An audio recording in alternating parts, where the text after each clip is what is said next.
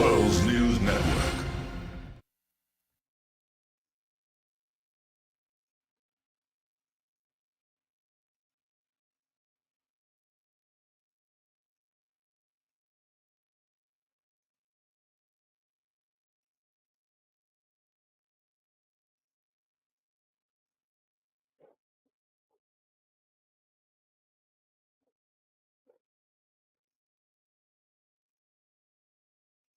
There, that's the reason why.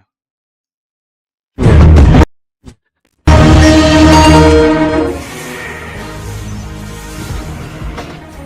morning, everyone. I am both Blitzer. We're live right now in the studios in Washington, broadcasting to you with a series of topics of the day, beginning with the federal government's and power struggles between the President of the United States as of right now, his judicial nominations, intelligence committees, and more. Elections. As we approach elections, the presidential elections, we have a series of candidates, a prominent candidate that is blown through the polls, clearly. And of course, we're going to cover that today. And lastly, the death of the Pope. And that's, of course, a topic that we're going to cover. I'm not going to get too much into it. And right now, all on Wolf Blitzer, a Situation Room.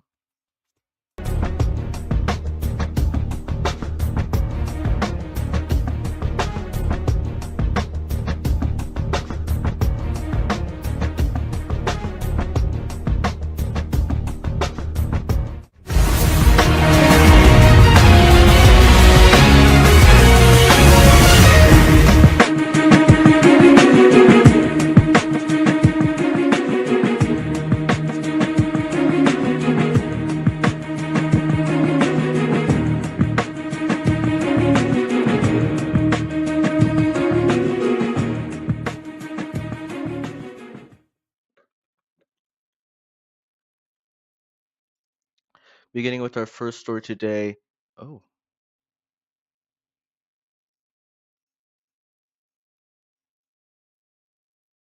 whoa. There we go. At the beginning of this year,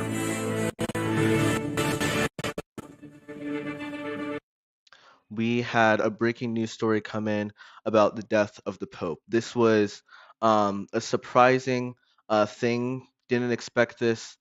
Um, and of course, quite frankly, it was pleasing to see a lot of members of the United States, a lot of of course there were military members of both houses of Congress that showed up to the funeral of the Pope, Pope Vincent the First. And I want to, of course, CNN does give its condolences to the Vatican, all the cardinals that sit there.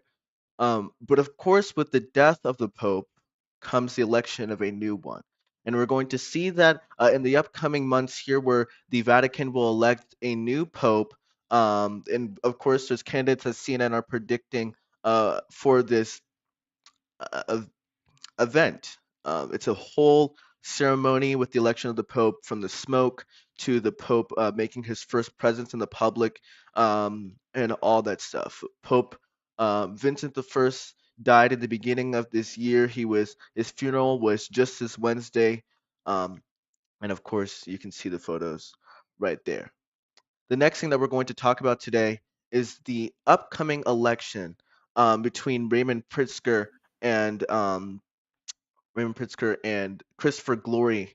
Christopher Glory made an appearance in Pennsylvania yesterday, um, an unexpected appearance, and a very, very stark message to the people of the United States. His whole speech was recorded by CNN and shortly to be released sometime after this broadcast to fit in with the election period. And of course, the debut of CNN's election coverage has begun. Our graphics team has prepared an intro for the election period. Go ahead and take a look.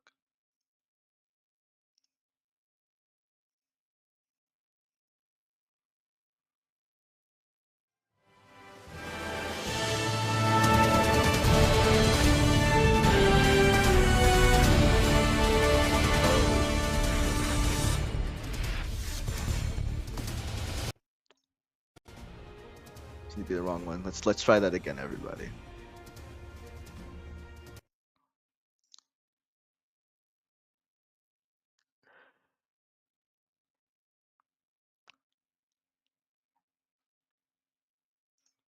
like you guys to give me a second. Of course, this is a one-man show today. Last time we had several people on this, so just give me a little bit here. I'm trying my best, trying to get everything together. We're still getting no audio on this video. I don't know why. I believe it was muted when it was published. But of course, um, when it comes to election period, we'll have a full production. Of course, we'll have several people there, but this was kind of on the spot for me. So I wanted to get into, of course, our planned interview with Mr. Christopher Glory, sorry, Mr. Raymond Pritzker, that's over here on my right inside of the studio. Um, of course, everything just wants to go wrong with me today. There he is, right there with us today.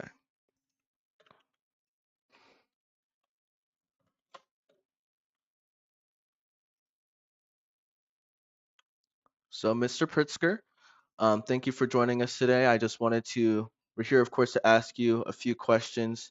Um, about the election, what you plan, how your campaign is going, who do you plan to nominate, and what, of course, your direct plans for America. I know when you, after the uh, coverage with um, Mr. Raymond, Mr. Christopher Glory's um, rally, you said, and I quote, you thought it was a very powerful and intriguing speech, but you also made the criticism that he didn't apply a lot of his plans and concerns and how he plans to fix the United States in the upcoming months. So I just want to hear your stance. So beginning with my first question, what are your direct plans um, to fix the current struggles? What struggles do you see in the United States as of right now, Mr. Pritzker? Well, first of all, yeah, thank you very much for having me on the show, Wolf. I greatly appreciate it. It's a pleasure to be here. Um, Happy to answer that question. Um, some of the plans that I felt that were lacking from his speech yesterday, that did kind of concern me. I do think it was a very powerful speech. I think it was intriguing. I think it gave a lot of people what they wanted to hear. But yeah, I do think it lacked some detail on what his actual plans would be. And some of those plans that I'm happy to divulge into right now apply directly into some of the challenges that Americans face right now. So, number one, that's justice, right? Um, DC still, over the past several terms, has faced rampant crime. Um, we haven't had a strong, stable, lasting solution to delivering justice for criminals in DC. We've had sporadic points with the Department of Justice and prosecutors within that department where they are able to deliver some convictions, but we've never had a lasting solution that's, spanned multiple terms or even just one full term. So I think a big part of that that I'll go into detail on is establishing clear communication and a line of contact between our law enforcement officers and our law enforcement agencies and the Department of Justice itself and its prosecutors. Um, that's been something that I've seen firsthand from my experience when I served in the Metropolitan Police Department, and it's something that something that I've seen as well when I worked in the Department of Justice as a prosecutor um, quite some time ago. But establishing that clear line of contact has proven very successful in other nations, and I think it's definitely a model that we can adopt and would be very effective in America.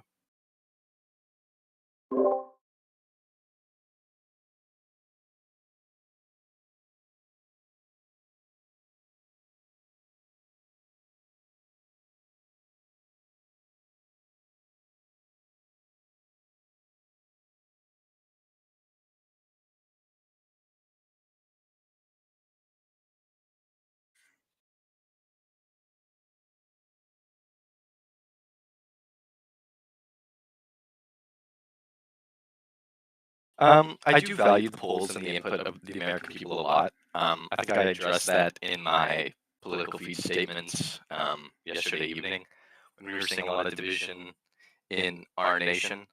Um, as for the polls and maybe being the underdog, I don't look at that with indignity. I think being an underdog is arguably more important. But what I see in those polls more is, we're so early in this election already. It was only days ago that I officially announced my campaign, and it was just yesterday that Christopher announced his. There's a lot of change that can happen in the campaign, and previous elections prove that in our nation. That polls this early on can certainly change once we get closer to the election. Um, what I take from my current polls is, you know, there are Americans that are frustrated, and I hear that frustration and I hear their concerns, and I'm certainly willing to step up to the plate to address their concerns.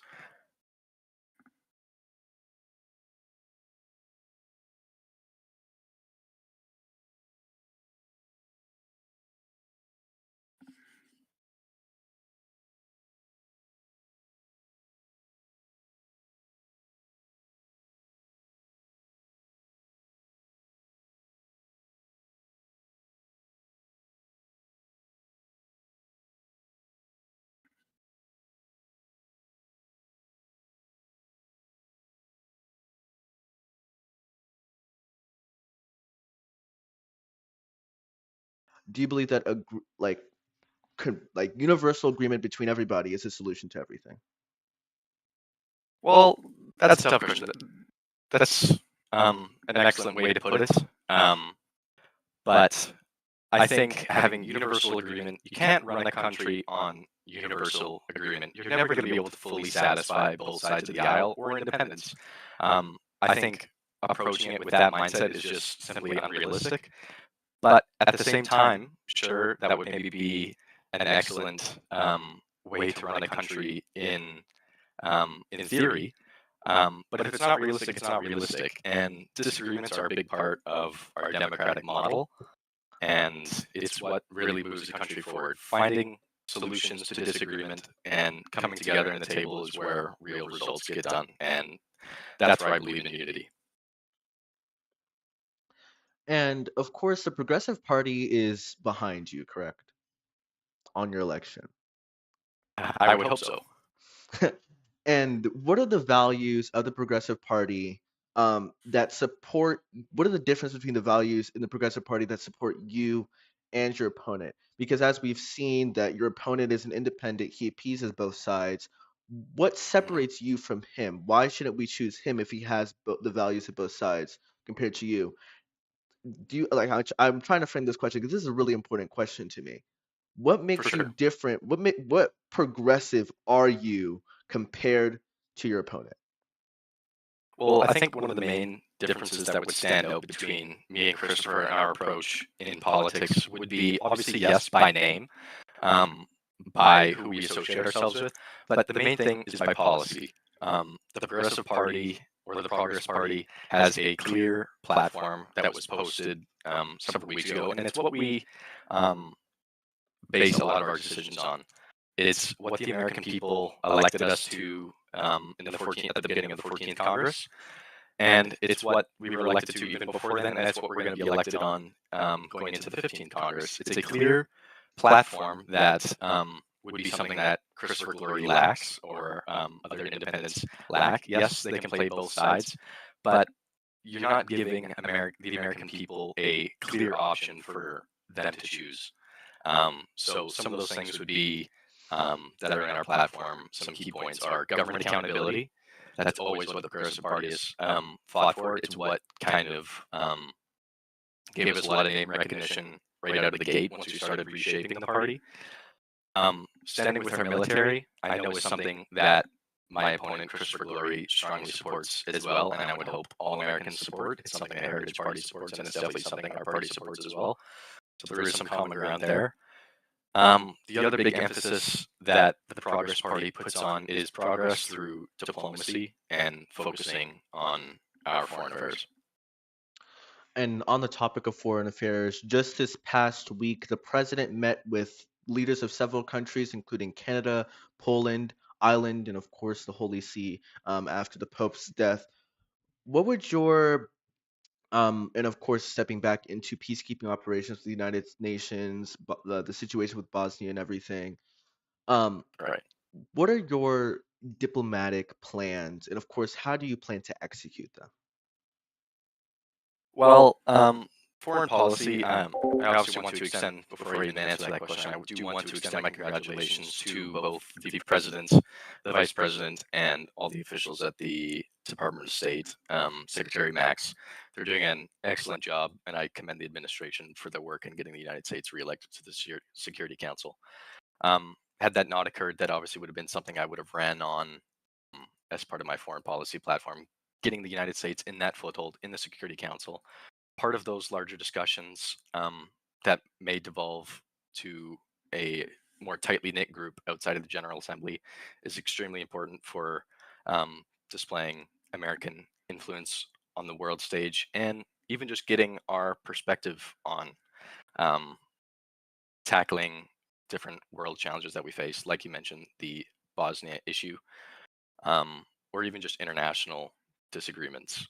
Having our voice present at all of these meetings, whether it be, the group of seven, the group of eight, um, the group of 10, NATO, um, Organization of American States, and of course the UN Security Council and the General Assembly, having our voice out there makes a world of a difference in the respect that the United States gets on the world stage by foreign nations, and even just the international community, other citizens of foreign nations, hearing what the United States has to say on different issues is very, very important for pushing the United States mission abroad. So it's definitely something I would focus on if I am given the honor to serve as president, would be ensuring the United States is present on the world stage at all levels, not just the UN.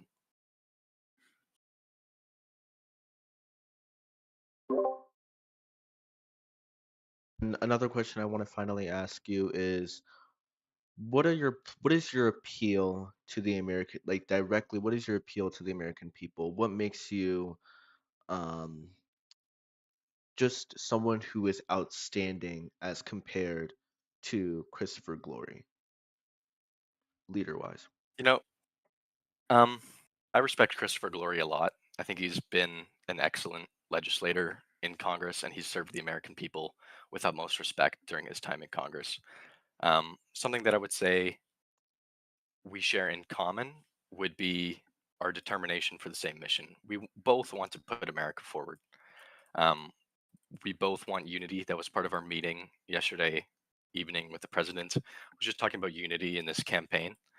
Um, However, something that would really set us apart, that I hope the American people would judge me on, is my experience and credibility in similar offices within our nation.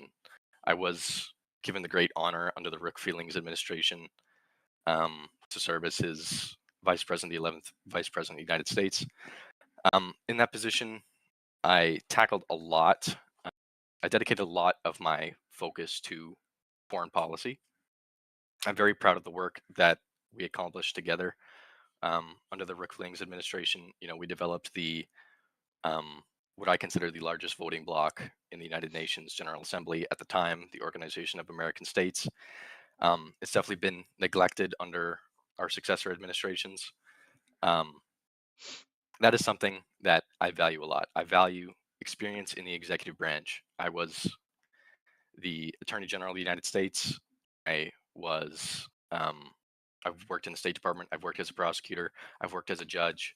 Um, I've been Chief Justice of the United States, and of course, I've been Vice President. I think that experience in different branches of government gives me a lot of expertise on how to tackle challenges for our country um, that you might not encounter when you've served 90% of your time just in Congress.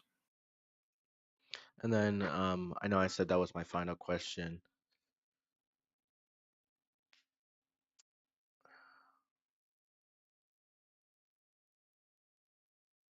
Guess that is my final question. I just lost my last question. All right. Well, thank No worries. you, Mr. Pritzker, for Of course. joining us. I know this was a little bit hectic. It's very difficult doing graphics, attempting to reading a script that isn't written very well, and then of course trying to do all the camera work on Roblox. Of course, every time before the broadcast, there is an application that is shown for those that are watching. But thank you, Mr. Pritzker, for joining us tonight. and I appreciate you and your campaign. Oh, that was my question. When are you releasing your campaign platform? My platform is ready to go. It's ready to be released at the earliest possible opportunity. What I've been waiting for is just communication with the Federal Election Commission. I want to adhere to all electoral guidelines in this, so I'm just waiting for confirmation from um, them in regards to when that can be released. But whenever I have that confirmation, I will absolutely release it as soon as possible. All right. Well, thank you. Thank you for Of coming. course.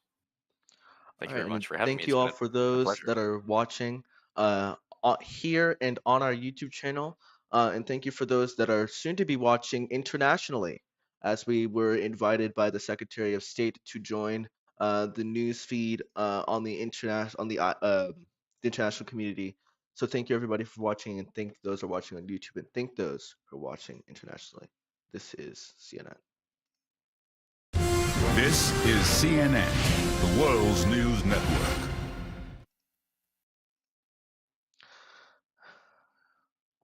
Y'all need to don't use the link. I'm just kidding. The link is useful. Just DM me. Useless, sorry. DM me. Thank you guys for coming. Goodbye.